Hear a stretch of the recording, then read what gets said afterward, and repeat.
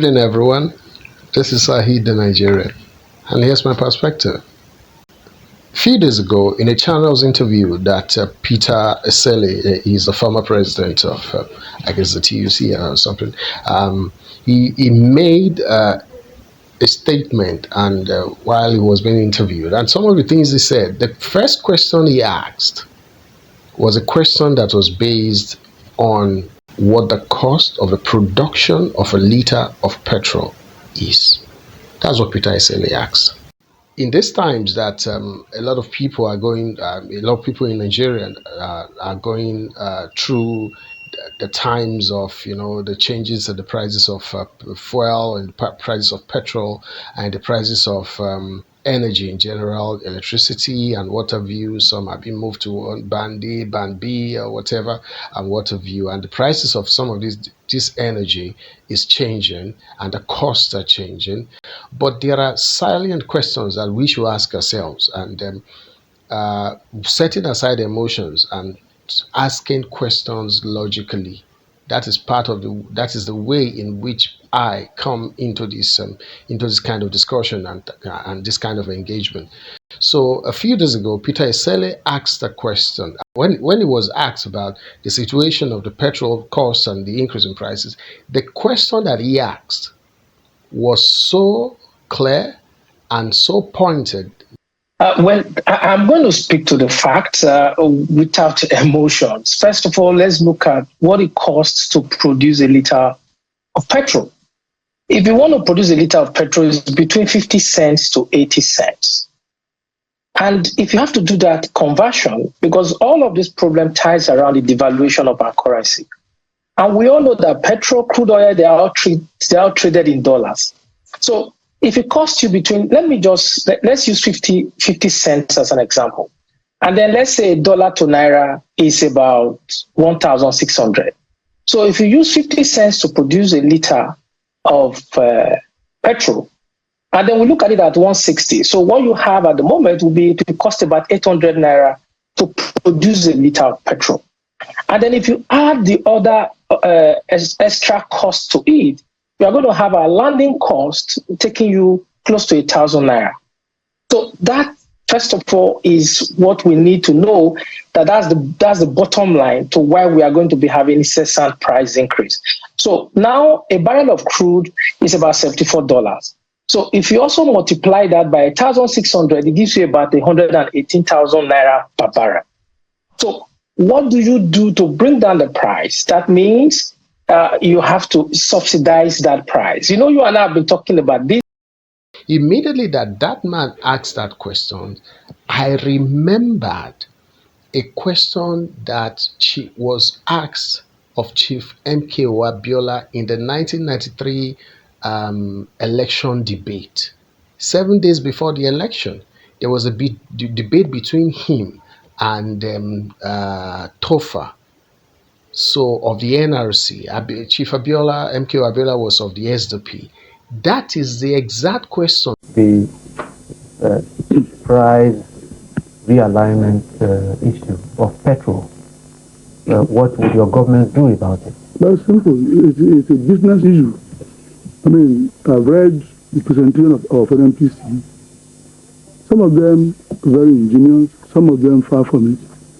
The issue which I've never had raised or answered was what is the marginal cost of producing 1 liter of petrol in the refineries. That is the first question I will ask them. They bring the books, they open it up to the Nigerians, because if they are selling the product below their cost of production, then somebody is really being taken off the garden path. There's no businessman who can stay in business when he's not covering his costs from his proceeds of sales. They have not answered that question at all. Talking about the price in Lomé, the price in Outer Mongolia, is not even the issue to start with. What is the cost of production of 1 liter? The marginal cost. I will look at that. I won't look at that. There are other economic indicators and indices in Nigeria, which one would then use as a broad parameter with a view to fixing the price for the meantime. See, what made the price look ridiculous has been the devaluation of the naira. If the naira had stayed at 1 naira to $1, of course, 70 kobo at that rate will not be the 3 cents that it is now. It will be 70 cents, which will be about half of the prices in the US or something like that. But the fact that naira kept on going down and down, every other person is adjusting his price to suit the bill of NICA has gone up. That of NEPA has gone up. So if they are not covering their costs, Nigerians have no business telling them to continue to supply at under cost. So we need to look at that and then see what other economic and non-economic indices would need to be used to get a fair price. And in a democracy, that is done openly. I'm sorry, that's all. So you say, so if you see how he asked that question, it will be clear to you that had we asked ourselves that question 31 years ago, or had we answered that question 31 years ago, we would have passed through this period and move on to something else. We would have experienced the supposed hardship that we are supposed to experience. We would have gone far away from the subsidies that we have been given, that our consumption was being given subsidies, and we have been subsidized, that our consumption was being subsidized by government. We would have gone past that level. We would have moved into another aspect entirely now. Or we would probably have developed the refineries we need to develop or whatever, because we would have passed through that hard period, that hard season. And we will have paid very good attention to the refineries that we're supposed to build, unlike what we are now having today, that refineries are now popping up here and there and some are coming on stream and what have you. We would have passed through all that, but we did not answer the 31-year-old question. We are now answering that 31-year-old question now.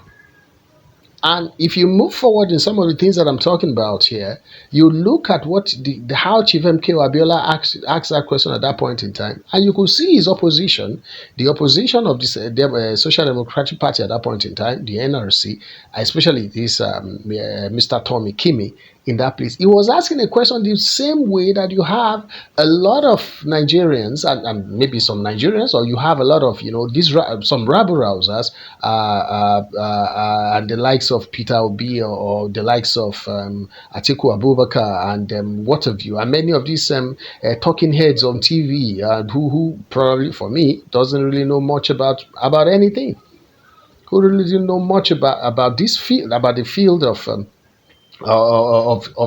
energy that we're talking about, or any other thing in that area. They are just mere rabble-rousers who want to ask questions in a way just to rile the people up and make the people angry for nothing. NLC, your question. Yes, Bashar Abiola. I'm sure most Nigerians are aware that you are involved in various businesses, including the oil business. It was widely published that you found oil as well. So you are an oil prospector, so you are in the business. The point that is being made here is increase in oil, in the pipe price for oil. And the question we ask you is, will you increase the price or not? We want a direct answer. We want a direct answer how you are going to safeguard the oil that's being produced within Nigeria, how you are going to ensure that the neighboring countries are not smuggling it, how you are going to ensure that there is oil for transportation so that the ordinary man that the NRC is bothered about can have free and cheap transportation. The question is very simple, and if you want to be president, you must come with clear and concise answers now. Elections will only be 7 days' time. Thanks very much. You want to know what the price of something is. You don't want to know the cost of producing it. What type of logic are you driving at? You must know the cost of production. What I'm driving at, reading at various things that nnpc has been publishing, there can't be any, you're not an accountant anyway. You must know what your cost and base your selling price accordingly. The simple question, there was an editorial which we wrote, asking them simply, what is the cost nobody has done the costing. That is the point I'm making. Until they've done the costing and we take it. You are a producer. You are a producer. I'm not a producer now. See, you are so ignorant about this thing. Let me enlighten you. You see, I invested a lot of money, but oil. Listen, Please, Chief. No, I'm not supposed to. You see, trust behave like a civilized man. All right. You see, we found oil, and we are trying to develop that well. We will just be producing crude. We will not be selling refined products. Yeah, see, people don't know about that. Production. But the truth of the matter is that nnpc must tell the country how much they produce. This is marginal cost of one. Say, for example, when oil was not available, I bought a jerry can for 140 naira. One jerry can. If nnpc collapse, as the Secretary for Petroleum said they will do, I said, okay, before you collapse, let us know what is wrong with you. Where is your costing? I will ask for that because I'm a manager. I'm an accountant. I'm ruled by numbers. What is the number? I cannot be determined and say, go and increase your price. Don't increase your price. The first question I will ask you, where are the numbers? And once I find the number, I will open them up to Nigerian people and say, if you want an NPC to die, I don't want you to die. But what they're asking for is prohibitive. If it is only 5% increase they need or 10%, you can't determine it to be 100. They might not even need any increase. Thank you very much, Pastor. They will not tell you the truth about the situation that we have ourselves in. I made a post on Facebook some times back, and I mentioned some things on Facebook whereby that we as Nigerians must realize that the time has come that the type of freebies we want, if what you call freebies or what you call should I say freebies? Yeah, the type of freebies we want, or what you call low energy costs that we want. The type of low energy costs that we want can only come through capitalist investment. But we want socialist prices. We want socialist prices, but we want capitalist services. The world does not run like that anymore. Where we are now, socialism, how we have been spoiled over the years, socialism is what has spoiled us to this period. But the type of capitalist services that we want can only come about if we are ready to pay for some of these things. The 24 hours power supply that some Nigerians are asking for, if by the time that 24 hours power supply comes, the question that somebody asked years ago is that I think supposedly it was BRF Babatu Rajit Fashola who asked this question, that will Nigerians be able to pay? That are they ready to pay for it? And to an extent, yes, are we ready to pay for it? So that's one of the areas that I look at in these noises about energy costs, about the economy and what have you. Some of these things, if we do not do it now, we will come back here later. So we need to understand that if we don't want to come back here later, we should answer those hard questions now and take those hard decisions.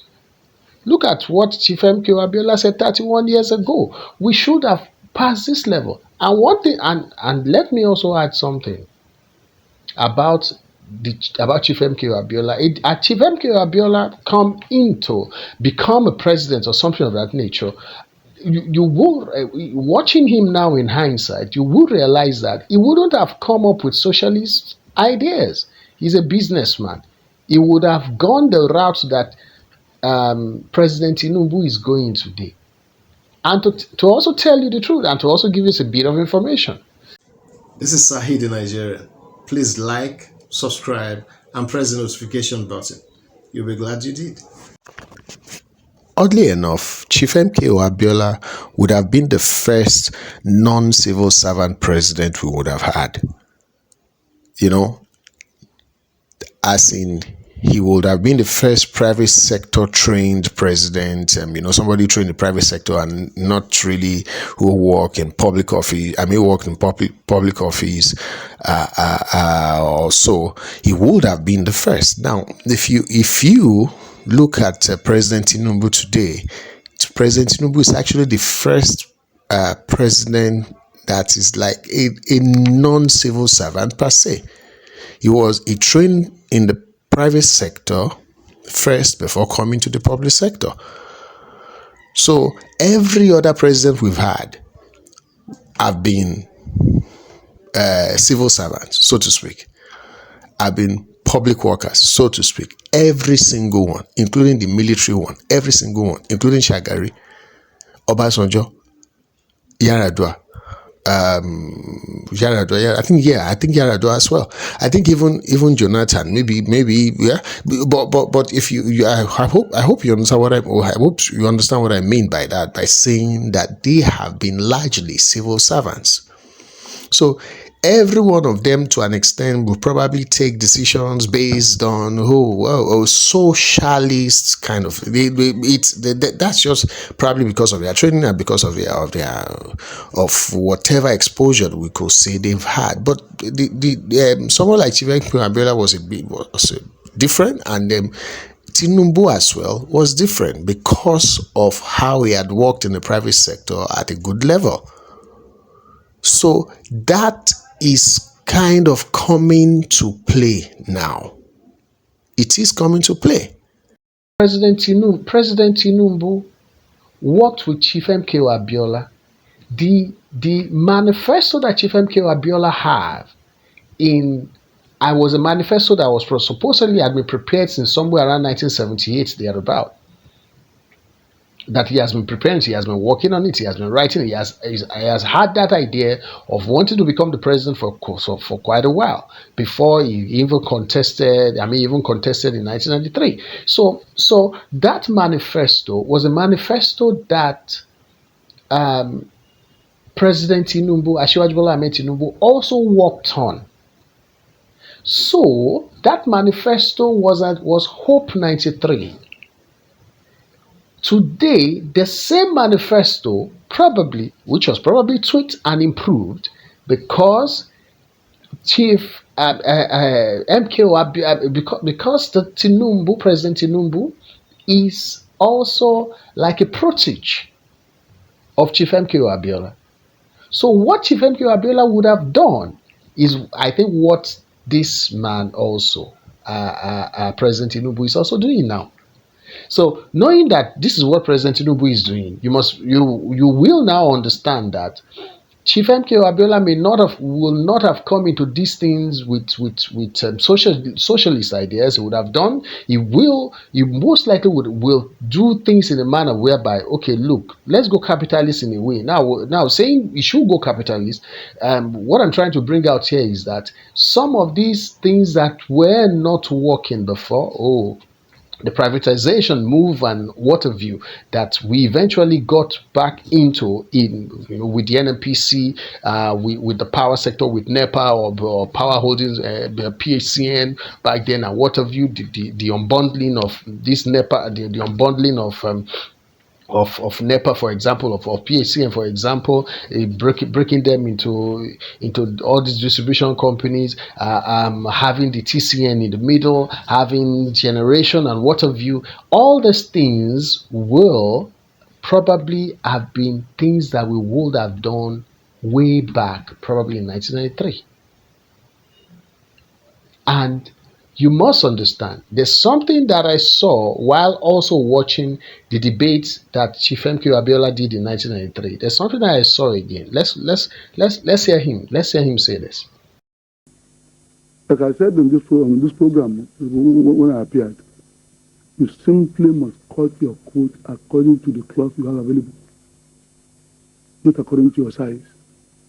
And that is what we are going to do.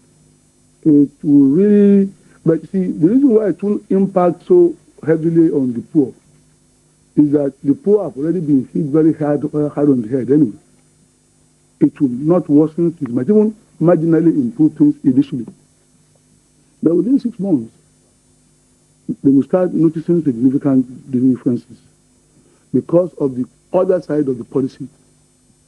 See, the NALDA idea, National Agricultural Land Development Authority, was an idea which my team brought back from Malaysia in 1990. I'm glad government is not going into it as a government-owned farm, because what belongs to government in this environment, as in most environments, belongs to nobody, as we found with the lootings of parastatals and so on. We are going to form a cooperative, and that will enable us to staple food supply.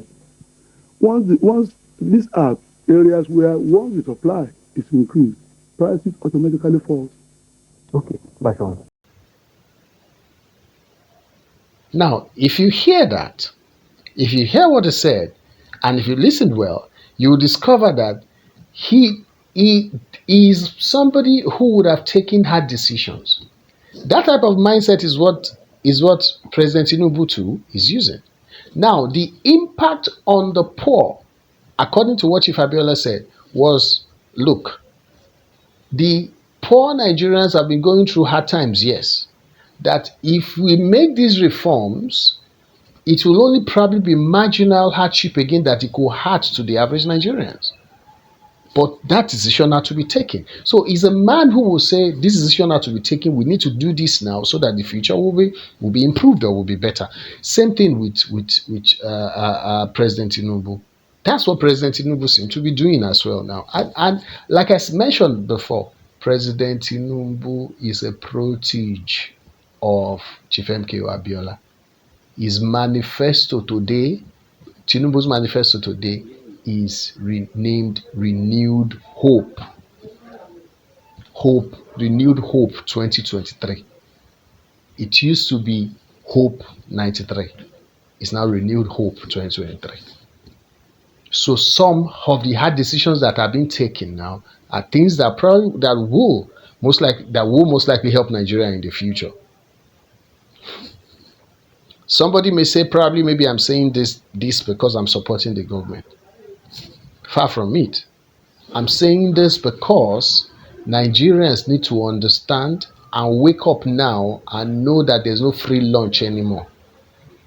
There is no free lunch anymore.